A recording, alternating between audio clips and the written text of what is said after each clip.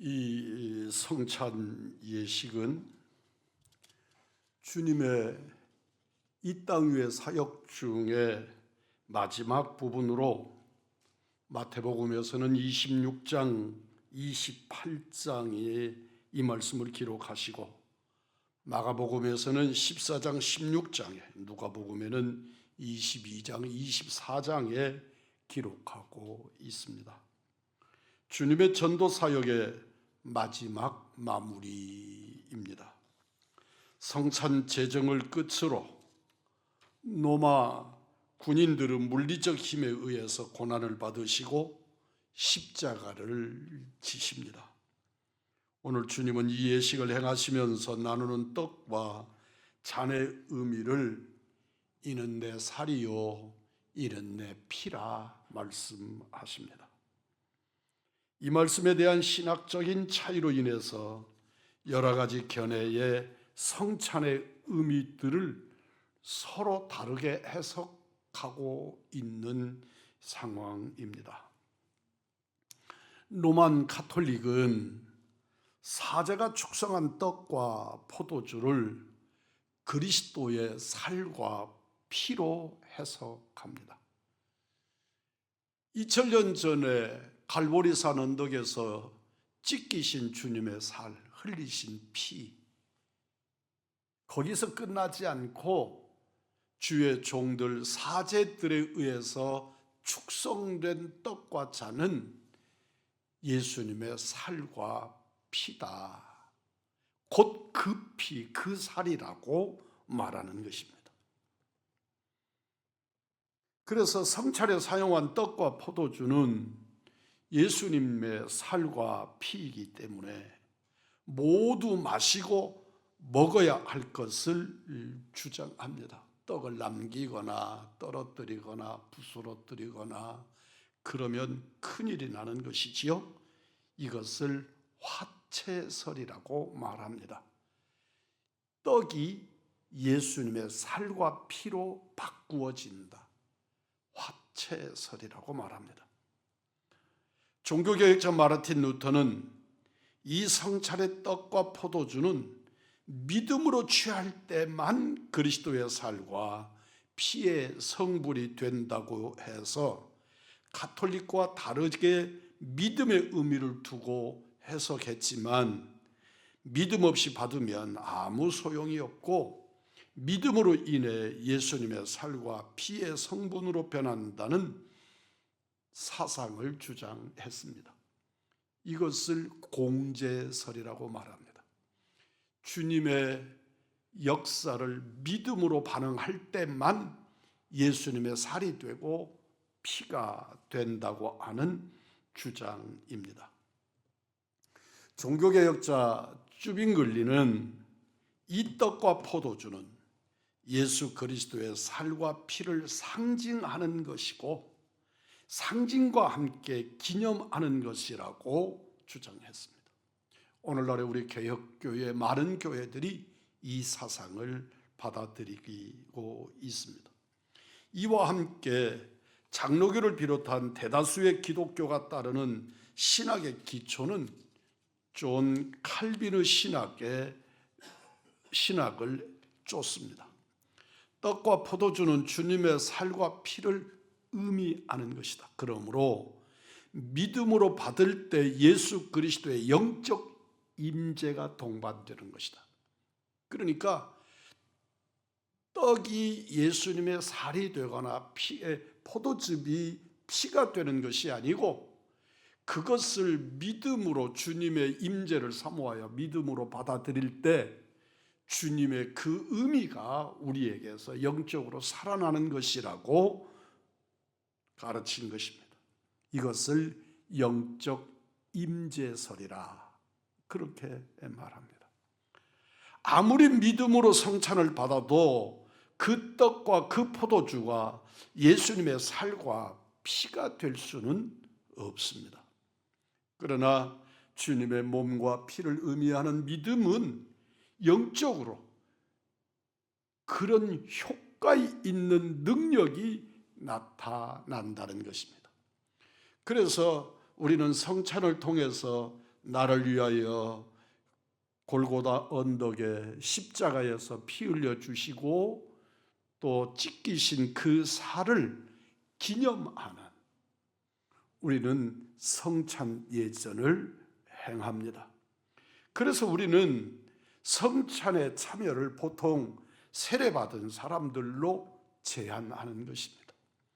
왜 그러느냐 그러면 세례를 통해서 예수 그리스도가 나의 구주요 나의 하나님이심을 공적으로 고백한 사람들에게 성찬을 행하게 하는 것입니다. 성경은 이 떡을 분별 없이, 이 잔을 분별 없이 먹고 마시는 자는 죄를 범하는 것이라고 말씀하십니다. 이 시간에 영적 임재의 의미를 새겨 가짐으로써 성찬의 의미를 새롭게 하시기를 주의 이름으로 축복합니다. 성찬의 떡과 잔은 주님과 나와의 생명 연결의 의미가 있습니다. 너희가 내 안에 내가 너희 안에 있으면 이 사람은 많은 열매를 맺나니. 우리가 신체적으로 예수님 안에 어떻게 들어갈 수 있고 예수님이 어떻게 내 안에 들어오실 수 있습니까? 니고데모가 주님께 질문한 것입니다. 주님께서 니고데모를 향하여 말씀하시기를 거듭나야 한다, 거듭나야 한다 하고 말씀하시니까 노인이 되어 있는 니고데모가 예수님 앞에 질문하지요. 내가 늙었는데, 내가 이미 나이가 먹고 늙었는데 내가 어떻게 어머니 뱃속에 다시 들어가서 또 태어날 수 있습니까? 거듭날 수 있습니까? 그렇게 묻습니다. 너희가 내 안에 내가 너희 안에 있으면 이 사람은 많은 열매를 맺는다. 우리 주 예수 그리스도로 중생하는 사람들, 그들을 가르쳐서 거듭남이라고 표현한 것입니다. 나는 포도나무여 너희는 가지니 너희가 내 몸에 붙어 있지 아니하면 아무 열매도 맺을 수 없느니라. 우리 주 예수 그리스도와 연결되어 있을 때만 나는 진실한 그리스도인이 될 수 있고 거룩한 의의 열매를 맺을 수 있다고 말씀하시는 것입니다. 우리들이 자녀들과 부모의 관계를 설명할 때, 형제와 형제들의 관계를 설명할 때 피와 살을 나눈 관계라고 말합니다. 이 피와 살이란 사람의 구성 요소로 본질입니다. 피의 성격에 따라서 그 사람의 성격, 사회성 등이 나타납니다. 너희가 내 피를 마시지 아니하고 내 살을 먹지 않으면 나와 아무 상관이 없느니라. 주님은 영적인 결합으로 생명 결부를 말씀하셨습니다. 이 말씀이 왜곡되어져서 우리나라에서도 물론 그랬고 다른 나라에서도 예수 믿는 사람들이 다른 사람의 피를 빨아먹는다고, 사람을 죽이고 그 피를 빨아먹는다고, 마신다고 왜곡되어져서 그 복음이 전파되는 초기에 엄청난 기독교 핍박의 원인이 되기도 했습니다. 너희가 내 피를 마시지 아니하고 내 살을 먹지 않으면 나와 상관이 없다고 하는 이 주님의 말씀의 생명 연결의 관계를 깊이 있게 의미하시기를 바랍니다. 사도 바울은 주님과 나를 동일하게 생각하는 신학적 설명들이 많이 표현하고 있는데 그 대표적인 것으로 감람나무의 젖붙임의 예화를 들고 있습니다. 감람나무가 이미 자라서 큰 나무가 되었습니다. 이 자란 나무의 분을 몸뚱이채로 잘라내고 그 구러뜨기에 참 감람나무의 가지를 젖붙임으로써 돌감람나무가 참 감람나무가 되는 역사를 교훈하는 것입니다. 감람나무 귀에 잘 안 들어오지요? 감나무 젖붙이는 것을 한번 생각해 보시면 좋습니다. 고염나무 또는 감나무를 잘라내고 그곳에 참 좋은 감나무의 가지를 아주 싱싱한 가지를 잘라서 접붙이면 그 옛날에 돌감나무나 감나무나 또는 고염나무의 근원이 사라지고 아주 좋은 내가 원하는 그 감나무를 맺는 것과 같이 우리 구주 예수 그리스도께 내 생명의 접붙임이 있어야 된다는 것입니다. 또 하나의 다른 표현이 있습니다. 그것은 양자됨의 원리입니다. 예수님은 사람들에게 하나님에 대하여 가르치고 말씀하실 때는 하나님이라 그렇게 표현을 하시고 자신이 하나님을 홀로 대면할 때 그때는 언제나 아버지라고 부르셨습니다. 공적으로 그분을 대할 때 하나님이라 그렇게 대했는데 사적으로 개인적으로 그분 앞에 서면 아버지라고 불렀단 말입니다. 주님이 가르쳐 주신 기도, 주기도문이라고 일컬어지는 주님 가르쳐 주신 기도회도 너희는 이렇게 기도하라고 하나님께 드릴 기도를 가르쳐 주셨지만 그 주기도문에는 하나님이라고 하는 단어가 한 번도 나오지 않습니다. 하늘에 계신 우리 아버지여로 시작해서 나라와 권능과 영광이 영원히 아버지의 것입니다 로 끝나는 아들이 아버지께 구하고 영광의 선언으로 되어 있습니다. 우리는 공적으로 하나님이신 그분이 나와 1대1의 관계에서는 우리 아버지가 되어주시는 것을 성경이 주기도문이 교훈하고 있는 것입니다. 너희는 다시 무서워하는 종의 영을 받지 아니하였고 양자의 영을 받았으므로 하나님을 향해서 이제부터는 하나가 된 뜻으로 아바 아버지라 부르짖느니라. 아시는 바처럼 아바라고 하는 말이 아버지를 애칭으로 부르는 용어입니다. 그래서 우리말로 하면 아빠가 되지요. 그래서 하나님을 향하여 부를 때 아빠라고 부르는 아빠 아버지가 되는 그 관계로 부르짖는다. 우리 어린 아기들이 엄마나 아빠를 부를 때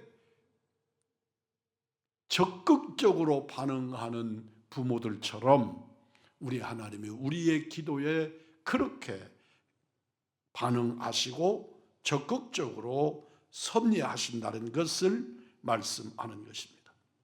위대한 생명의 결과, 영적 능력이 성찬의 떡과 잔에 부여되어 있습니다. 떡과 잔은 결코 예수님의 살이 되거나 예수님의 피가 되지는 아니하지만 예수님의 떡과 그 잔이 예수님의 살과 그 피를 의미함으로써 우리는 이 성찬을 통해 주의 임재를 누려 갖는 은혜를 누리게 되는 것입니다. 유월절 해방의 완전한 성취로 예수님의 성찬을 의미화하셨습니다.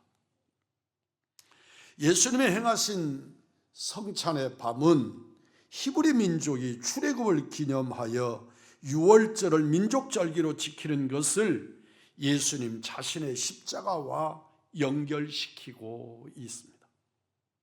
한번 돌이켜서 잘 생각해 보시기를 바랍니다. 주님이 십자가에 달려 돌아가신 그 날이 이스라엘 백성들은 유월절 하루 전날로 그들은 어린 양을 잡아서 피를 문설주에 바르고 그 고기를 먹는 그 날과 날로 동일하다는 것입니다. 유월절을 민족적 절기로 지키는 것은 예수님 자신의 십자가로 연결시키고 있음을 의미합니다. 유월절 사건이 예수님 자신의 십자가 사건을 예언한 것임을 증거하신 것입니다. 그래서 예수님의 십자가 사건을 이스라엘의 유월절 사건과 이렇게 1대1로 마주대하면 동일한 시간과 동일한 의미와 동일한 뜻을 함축하고 드러냅니다. 유월절은 애굽에서 나오기 전날 밤에 실행되었고, 성찬은 예수님이 잡히시기 전날 밤에 행해졌습니다. 유월절은 양을 잡아 피를 흘리게 했고, 이 성찬은 어린 양 되신 예수님의 피를 흘려 대속의 역사를 완성하셨습니다. 유월절은 양의 피를 문설주에 발랐고, 성찬은 예수님의 십자가에서 흘리신 피를 우리의 심령에, 내 영혼의 심령에 바르는 은총의 역사입니다. 유월절의 희생양은 언제나 흠이 없고 점없는 깨끗한 양이어야 하듯이, 십자가 사건은 죄 없으신 예수님이 어린 양이 되셔서 대속하신 구속의 역사입니다. 출애굽의 장자 재앙은 하나님의 문설주의 피를 보고 재앙을 면하게 하셨고, 우리는 예수님의 피로, 십자가의 예수님의 피로 심판의 재앙을 면하게 합니다. 그래서 우리들은 예수 십자가의 보혈로 구원받고 구속받은 하나님의 자녀들이 된 줄로 믿습니다. 유월절은 애굽의 노예에서 해방된 절기라면, 성찬은 죄에서 해방되어 하나님의 자녀가 되는 은총의 섭리를 드러내십니다. 유월절에는 희생양의 고기를 먹고, 성찬에서는 예수님께서 내 살을 먹고 피를 마시라고 하심으로 주 예수 그리스도의 대속의 죽음을 주께서 세우신 상징을 쫓아 기념하며 주의 임재를 구하는 성례전입니다. 주님은 이 성찬 예식을 주님이 다시 오실 때까지 실행하라고 교훈하셨습니다. 우리 교회는 매년마다 주님의 고난절이 시작되는 고난주간에 성찬 예전을 행하여서 주님의 십자가의 발자취를 쫓아가고자 합니다. 유월절 해방의 뜻이 예수님의 성찬과 십자가 사건에서 완성되고, 유월절과 성만찬이 하나로 연결되고 있음을 깊이 깨달으시고, 이것이 나를 죄에서 해방하는, 나를 멸망에서 하나님의 나라로 이끄는 생명구원의 역사라는 사실을 잊지 않기를 바랍니다. 오늘 이 성찬의 떡과 잔을 통해서 하나님과의 영적 회복이 이루어지기를 나를 위하여 피 흘려 죽어주신 우리 구주 예수 그리스도의 이름으로 축복합니다.